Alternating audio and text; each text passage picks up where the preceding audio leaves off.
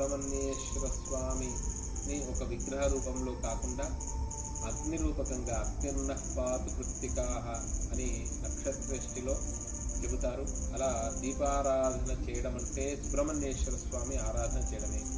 మనం శారద నవరాత్రులు శరన్నవరాత్ర మహోత్సవంలో ఏ విధానంగా చేస్తామో కార్తీక మాసంలో పాడ్యమి నుండి షష్ఠి వరకు మహాషష్ఠి వ్రతం అని అంటారన్నట్టు. జ్యేష్ఠంలో ప్రారంభం చేసి 6 షష్ఠి అంటే 6 మాసాలు చేస్తారు. ఈ కార్తీకంలో పూర్తి చేస్తారు. అలా ఆ సుబ్రహ్మణ్యేశ్వర స్వామి ఆరాధన చాలా ప్రధానం.